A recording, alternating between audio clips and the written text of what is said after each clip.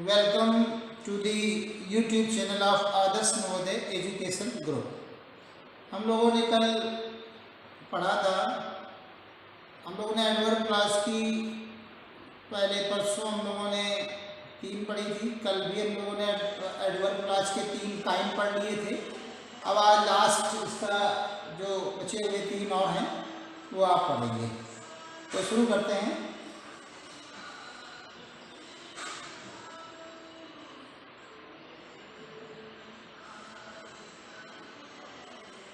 Adverb clause of contrast.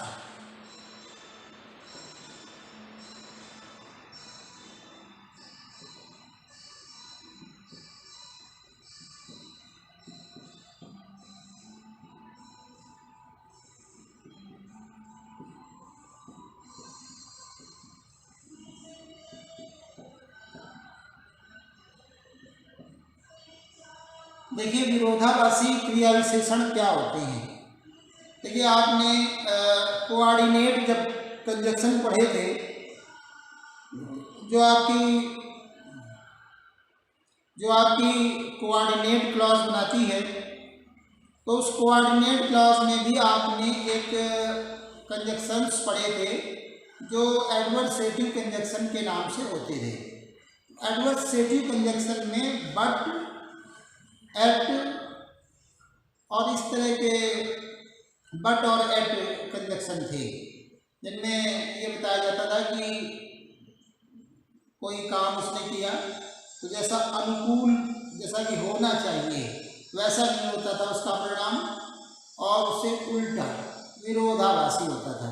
बिल्कुल same condition इसमें भी है, बस इसमें अंतर क्या है कि इसमें ये जो होते हैं कंजक्शन जो इस क्लॉज को शुरू करते हैं, एडवर्ब कंट्रास्ट शोइंग क्लॉज को जो शुरू करते हैं, वो उन कंजक्शन से थोड़ा अलग है। उनमें क्या है, इनमें कौन से हैं? इनमें तो 2 है। 2 का मतलब क्या होता है? यद्यपि, आल्दो और 2 एक ही है। 2 आल्दो, एक इवन है, इवन इसका यद्यपि, इवन तो भी, ऐसे इवन एक भले ही,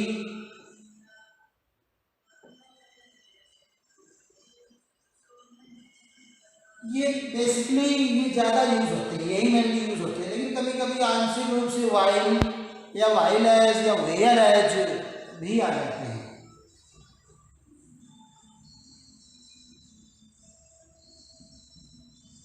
मतलब ये वाइल है, ये पूर्ण रूपेण नहीं है, बस यही मेन कंजक्शन है जो कंट्रास्ट को शो करते हैं। यही सबऑर्डिनेटिंग कंजक्शन है जो एडवर्ब क्लॉज को बनाते हैं।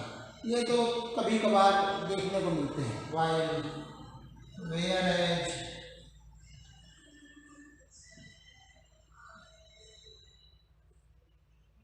etc। इस तरह के कंजक्शन जब हम देखते हैं तो इन कंजक्शन में सेम कंडीशन है कि इनमें विरोधाभास देखने को मिलता है। पहले वाक्य में जो स्थिति, कंडीशन, सिचुएशन होती है, उसके बावजूद जैसा कि मोस्टली समाज में देखने को मिलता है, लेकिन कुछ स्थितियां उसको क्रॉस कर देती हैं, उसके पार निकल जाती हैं, वैसा उनमें परिणाम नहीं निकलता है। एक अपवाद के रूप में जैसे देखने को मिलता है, तो वो वाली स्थितियां हैं। जैसे मैं आपको उदाहरण में बताता हूँ, एग्जाम्पल में, ही इज पुअर, वो गरीब है। तो देखिए क्या होता है कि एक ऐसी सिचुएशन है कि गरीब होने पर, पैसे की समस्या होने पर वो गरीब है, तो ऐसा मतलब एक आम राय बनती है कि ईमानदारी में कमी मिल सकती है, लेकिन इसके बावजूद वो ईमानदार है। ही इज पुअर और ही इज ऑनेस्ट।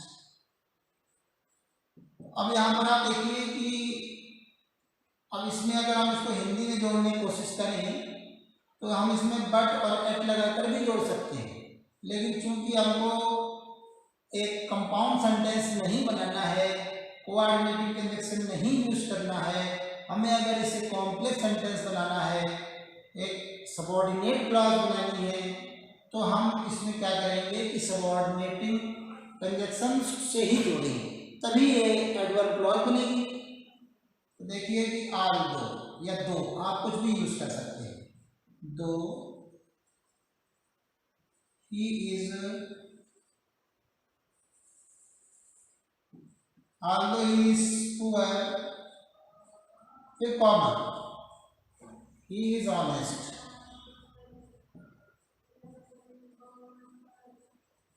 बिल्कुल जैसे मैंने कल भी बताया था, उसी तरह से आप इस दो ही इस पुअर को पीछे ला सकते हैं और पीछे ला करके इस कॉमा को हटा सकते हैं और पूरी तरह से लास्ट में फुल स्टॉप लगा सकते हैं, just like he is honest,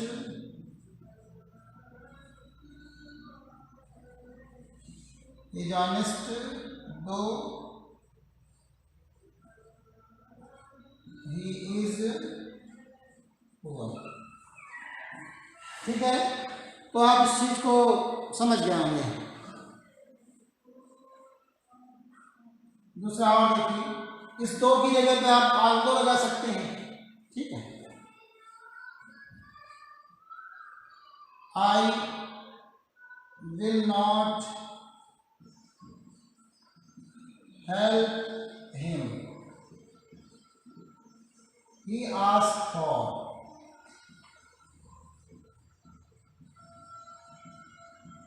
इसका मतलब क्या है, मैं उसकी मदद नहीं करूंगा निश्चित रूप से, और भले ही वो इसकी मांग करे, he asked for, भले ही वो इसकी मांग करता है तो भी मैं उसकी मदद नहीं करूंगा। तो इवन इफ, भले ही, इवन या इवन इफ का अर्थ होता है भले ही, क्या ऐसी स्थिति बने कि वो भले ही मदद मांगे, मैं नहीं दूंगा। तो भले ही, यद्यपि में, इसमें दो और आल्दो में क्या होता है, जब यद्यपि का भाव निकले तब हम इसको इस्तेमाल करते हैं। ठीक है, और जब भले ही ऐसे अर्थ निकले, भले ही, तो हमें इवन और इवन इफ का हम प्रयोग कर सकते हैं।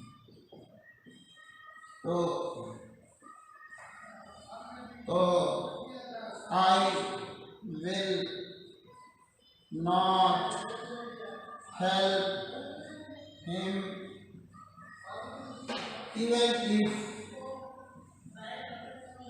ही आस्क्स फॉर। इस तरह से आप भले इवन लगा दीजिए या इवन इफ, दोनों सेम है। तो इस तरह से आपने ये कंट्रास्ट, विरोध को प्रकट करने वाला आपने क्लॉज देखी। इस तरह से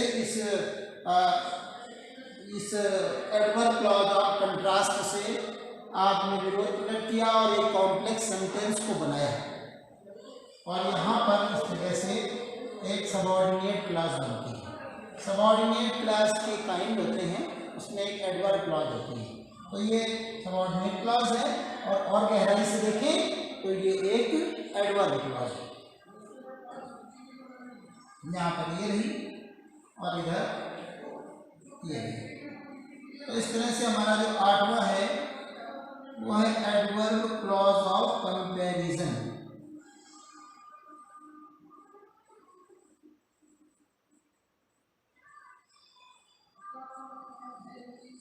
एडवर्ब क्लॉज ऑफ कंपैरिजन, तुलना को दर्शाने वाली, तुलना बताती है, तुलनात्मक या तुलनावाचक, तुलनात्मक क्रिया विशेषण।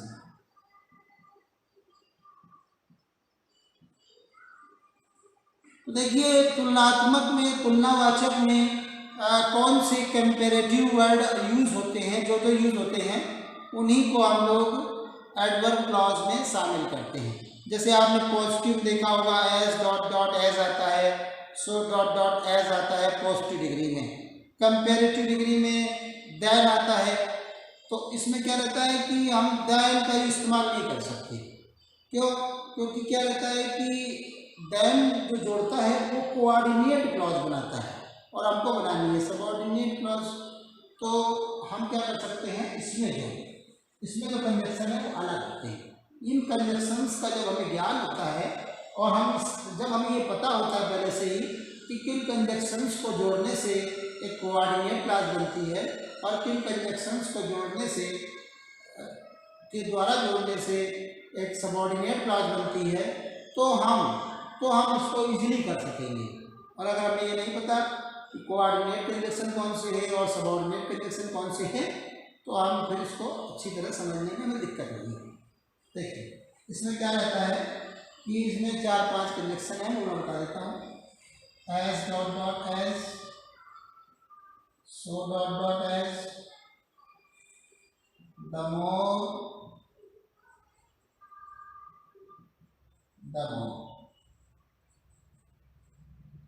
ठीक है, और द मोर द लेस, और इसी का द मोर और द मोर द लेस, और इसी वजह से द मोर है और द मोर द लेस, इसी तरह से द लेस भी हो सकती है। द लेस, और इसमें दूसरा इसी की तरह द लेस द मोर।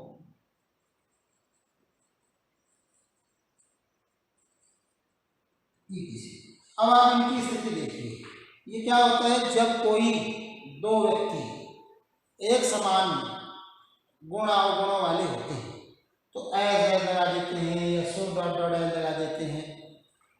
जब कोई इसमें क्या होता है इतना उतना या जितना उतना, इसमें भी जितना उतना, ये अर्थ निकलते हैं।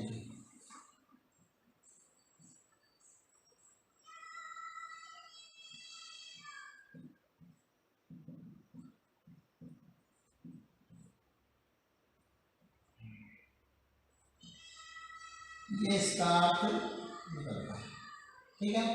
अब इसमें दमोर में क्या होता है जितना ज्यादा उतना ज्यादा, ठीक है। इसमें दमोर दलेस में क्या होता है जितना ज्यादा उतना कम, दलेस में क्या होता है जितना कम उतना कम, दलेस जितना कम उतना ज्यादा।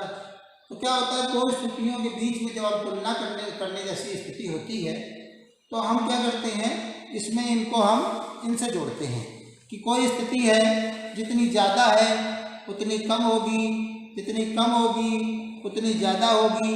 ऐसी दो स्थितियों को जब हम दिखाते हैं तब हमें ऐसा मिलता है।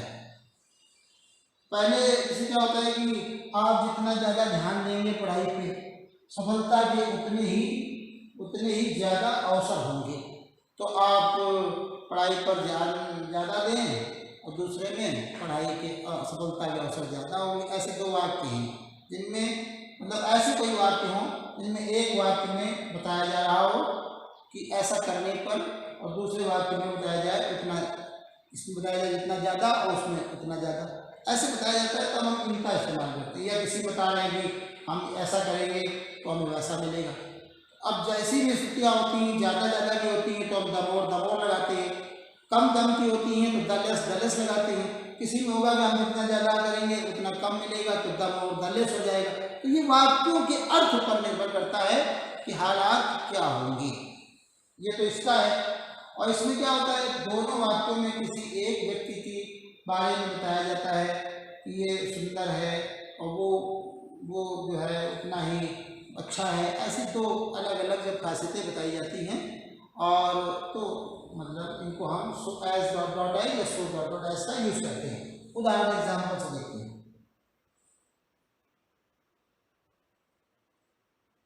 He is brave,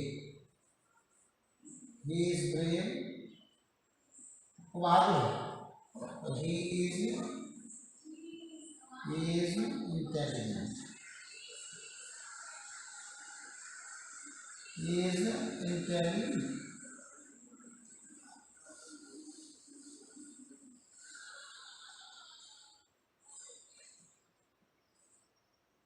he is brave और he is intelligent। जब इस तरह का वाक्य आए तो इसमें क्या एक ही व्यक्ति के दो गुणों के बारे में बता रहे हैं। तो इसका मतलब वो जितना बहादुर है उतना ही समझदार भी है। वो बहादुर है और समझदार दोनों, बहादुर भी है और समझदार भी है। तो इसमें क्या है कि अगर हम वैसे तो अगर कोऑर्डिनेट बनना चाहें तो एज वेल एज लगा सकते हैं, लेकिन हमें कोऑर्डिनेट बनाना नहीं है तो हमें मतलब नहीं उससे, तो हम इसे हमें बनाना है तो हम ये लिखेंगे ही इज। अब इसकी जो क्वालिटी है एक ये है एक ये, एक एच को इसके आगे लगाएंगे और एक एच को इसके आगे लगाएंगे, तो बस आपका एक एडवर्ब क्लॉज ऑफ कंपैरिजन हो जाएगी। तो he is as brave as intelligent.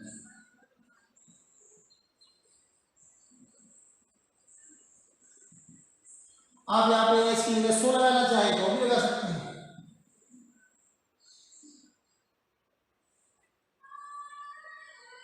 नहीं, इसमें नहीं लगेगा इसमें सो, तो ये आपका ऐसे हो गया।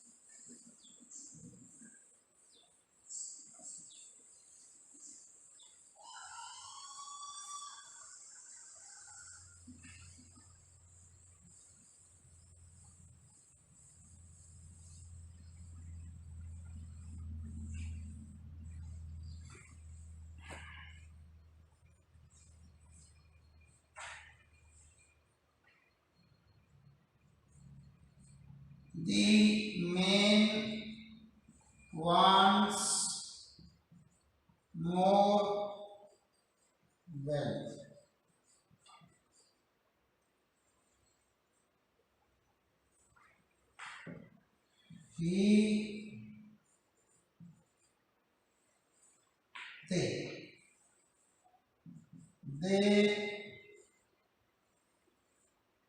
The man gets, sorry, very sorry, यहाँ wants की जगह पर मैसेज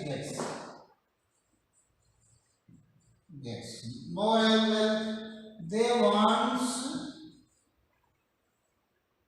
more than। अब इस तरह का वाक्य है, जब देखो मैंने आपको बताया था कि अर्थ में जब ज्यादा और उतना ज्यादा पहले वाक्य में कोई चीज मिल रही हो, खो रही हो, ध्यान दिया जा रहा है, कोई कार्य हो रहा हो, तो उसकी जो अवस्था होती है, उसकी जो क्वांटिटी होती है, वो जब बढ़ती क्रम में और दूसरे में बढ़ने का क्रम पाया जाए तो दमोर आएगा। किसी में कम हो रहा है, दूसरे में बढ़ रहा है, ऐसी चीजों हम अर्थ को देख करके जान जाते हैं, और जब हम जान जाते हैं उसी के अकॉर्डिंग दमोर या दमोर दलेस या दलेस दमोर द, इस तरह से हम यूज करते हैं दलेस दलेस। तो देखिए इसमें क्या है कि आदमी, इसमें मोर आया दोनों वाक्यों में, तो इसका मतलब दमोर आएगा, इसका बनेगा Damor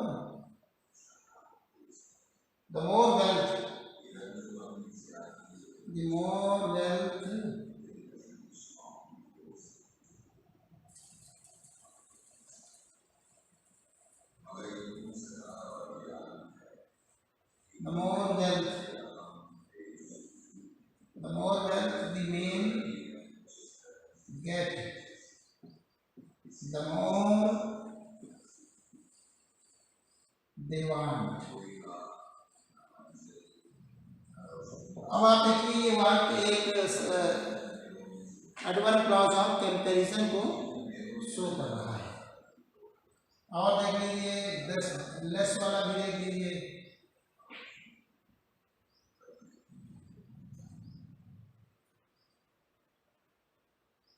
the student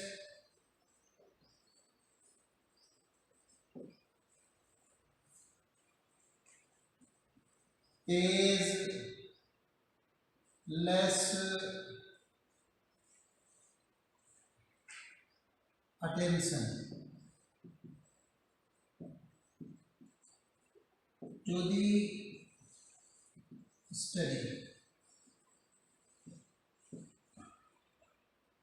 He gets the less marks.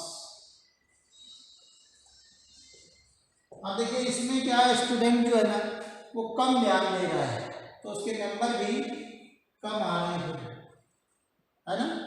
दोनों वाक्यों में लेस स्थितियां हैं, तो इस तरह से दोनों में लेस कम होने की बात आ रही है। तो द लेस फिर आगे आ जाता है, the less attention, the less attention the student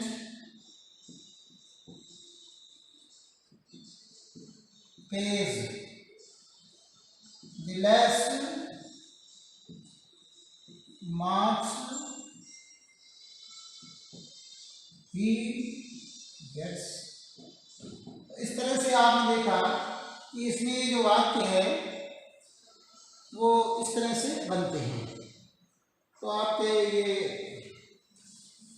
comparison भी हो गई, और आपकी जो लास्ट है वो मैनर है। आपका इसमें लास्ट एडवर्ब क्लॉज आएगी, वो एडवर्ब क्लॉज ऑफ मैनर है।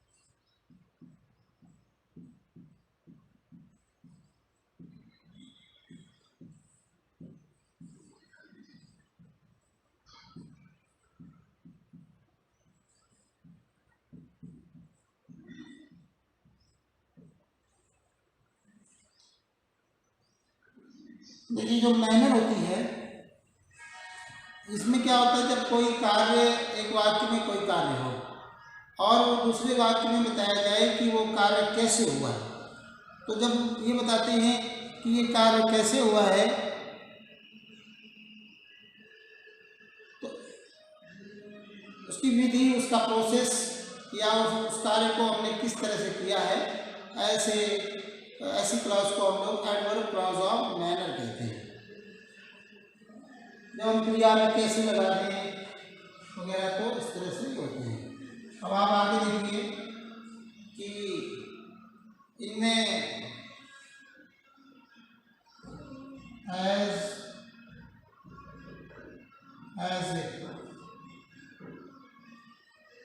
एज इट, जैसा कि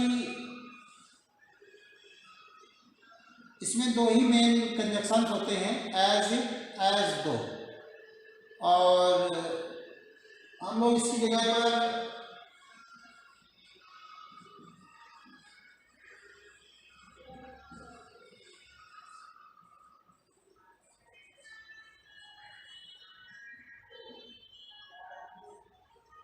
देखिए रफ केसेस में एज डॉट डॉट एज दो के ऊपर आपने कंपैरिजन वाला है, उन कंजक्शंस को भी यूज कर सकते हैं।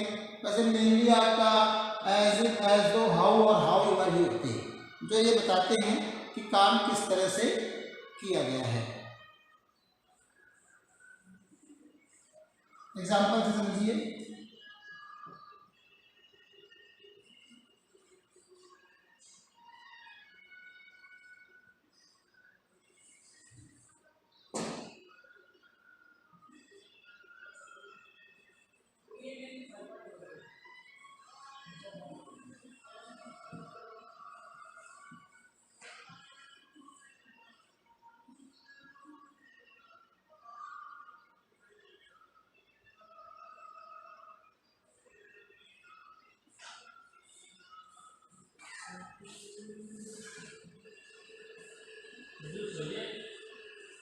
देखिए ये एक वाक्य है, इसमें लिखा हुआ है कि आई विल हेल्प यू, मैं तुम्हारी मदद करूंगा, और दूसरे वाक्य में लिखा है यू हैव हेल्प्ड मी। तो देखिए मैं अभी इसमें जो है ये इसकी मदद करेगा, कैसे करेगा, तो इसमें क्या रहता है कि ये जो क्या मैं तुम्हारी मदद करूंगा, तो अब मदद करने का कारण क्या है, कैसे मदद करेगा, किस तरह से मदद करेगा, तो इसमें क्या है कि इसमें ये बता रहा है कि तुमने मेरी मदद की थी इसलिए मैं तुम्हारी मदद करूंगा। तो मदद के मैनर में देखिए यहाँ पर एज इफ, इसके अलावा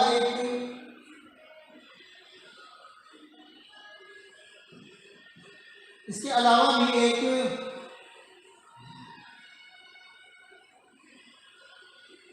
एज वगैरह भी आ जाते हैं जो बताते हैं कि हेल्प करने का कुछ हद तक वो रीजन जैसा दिखाई देता है, लेकिन इसमें उसके पीछे उसकी मदद पहले की गई थी, इसलिए ये आगे भी मदद कर रहा है।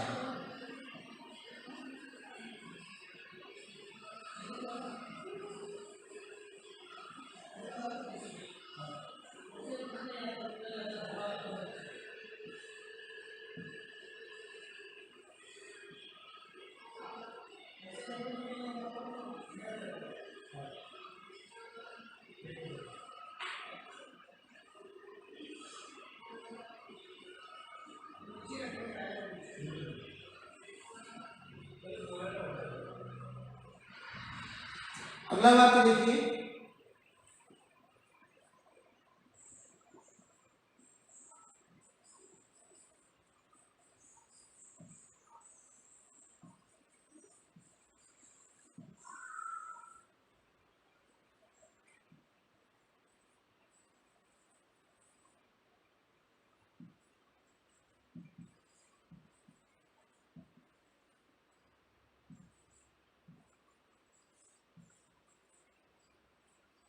अब आप इस वाक्य को देखिए, इस वाक्य में ये बताएगा ही हैड वॉक्ड अवे, वो चलता चला गया,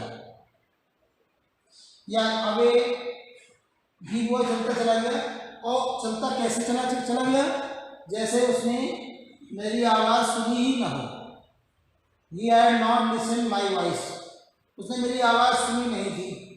तो इसका मतलब क्या है कि वो ऐसे चलता चला गया जैसे उसने मेरी आवाज़ सुनी ही ना हो। तो जब ऐसे जैसे की स्थितियाँ हालात उत्पन्न होते हैं तो हम लोग यहाँ पर इसको भी लगा सकते हैं, इसको भी लगा सकते हैं। जब एज, जैसे, इफ की उसने मेरी आवाज़ सुनी ना हो, तो इन दोनों को हम लोग इस तरह की स्थिति में यूज कर सकते हैं।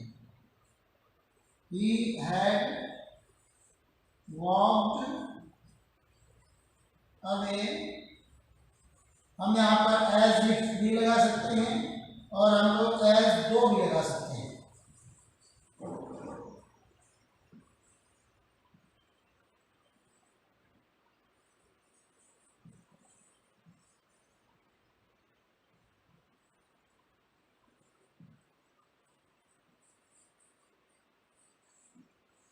तो इस तरह से हम लोग एडवर्ब क्लॉज ऑफ मैनर वाले सेंटेंसेस को बना सकते हैं। इनमें ये जो क्लॉज है ये एडवर्ब क्लॉज ऑफ मैनर को शो कर रही है, यहाँ पर ये शो कर रही है एडवर्ब ऑफ मैनर को। तो इस तरह से हम एडवर्ब क्लॉज ऑफ मैनर को भी बना सकते हैं।